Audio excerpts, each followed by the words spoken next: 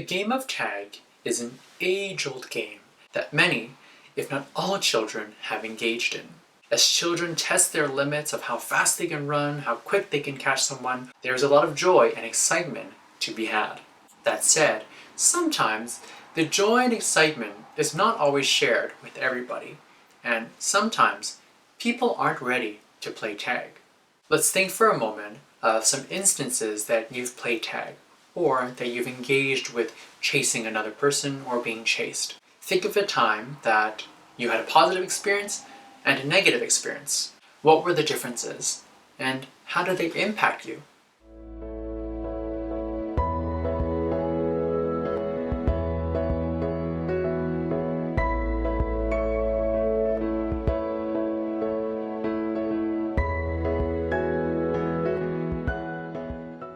Picture this.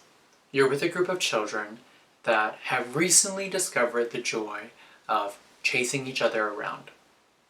And one child in particular really loves to be the one that chases the other children. Now the children go on to play tag throughout the day. Sometimes when it's appropriate, like outside, and sometimes when it's not. When they're inside the classroom and there's a lot of furniture, a lot of people, and the space is a lot tighter. You remind the children that when they're inside, they need to walk and be mindful of the other children around them because it's for their safety. But very naturally, the joy and the excitement of chasing someone overcomes these children, and they often forget what was said and they begin to chase one another. Now you notice that one child in particular doesn't particularly like playing tag or being chased. And so they try to move themselves away from the children playing this. But as they run away, the other children think they're playing with them, and so they keep chasing them. This child goes on to tell them that they're not playing, they don't want to play, and ask them to stop, and they run away. The other children, excited and really focused on this game, don't really listen to their words, and they keep chasing the other child. How would you interact in this moment with these children? What are some of the things that you might do, you might say, to help these children engage in this moment?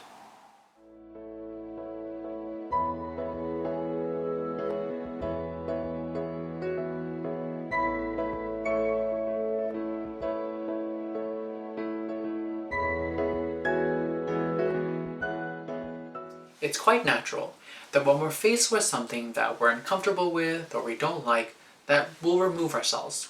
We'll try to get as far away as possible from it. That said, the manner in which we remove ourselves can play a big part on whether or not what is uncomfortable ends up following us. In this situation with these two children, you notice that no matter what the child removing themselves would say, the other children would keep chasing them. And it almost became a game for the children who were doing the chasing to keep bothering this child. And so, I put myself in the path of both children, the one that was running away and the one that was chasing. And I told the child that was running away, hold up for a second, let me help you. As the child who was doing the chasing caught up and tagged this child, they were laughing and they were just about to run away. Just then, I called this child to come back and to talk about this. I asked the child, I heard them saying that they're not playing and they don't want to be chased anymore. So I'm wondering why you're still chasing them. This child then says, well, they're running, and so I think they're playing with me, and I want them to run around more. I then said to the child, it looks like they're running, but it's very important to listen to their words, because what they're saying is that they don't want to play. Then, I turned to the child who was trying to get away, and I said to them, I hear that you're very frustrated and you're trying to tell them that you're not wanting to play. But the thing is, when you run away, they can't really hear your words properly. And like they were saying, they thought you were still playing with them. And so, instead of running away, another way of trying to get your message across is what we're doing right now.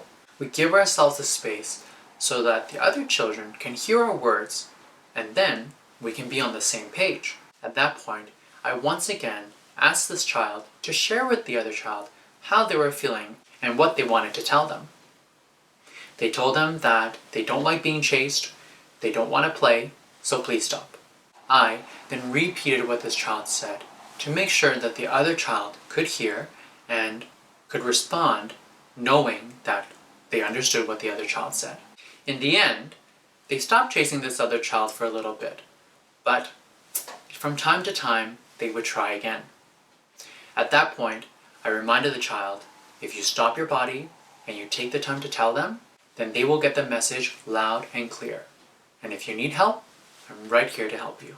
Sometimes, when it comes to uncomfortable situations, our immediate response is just to flee. When there's other people involved, and maybe when the other people are the cause of our discomfort, it's important to give ourselves a space where our words, our ideas, and our feelings can be heard and respected. When we engage in this manner, when we take the time to give ourselves this space, it's not easy, and it may even take multiple times for the other person to fully understand and fully accept. But by doing this, we are allowing children to show them that they don't have to just flee, but that they have power in the words they want to use and how they use their body to communicate with the other children. As children engage in this way, this then helps them to build a firm and confident posture as they engage with difficult situations and maybe even difficult people.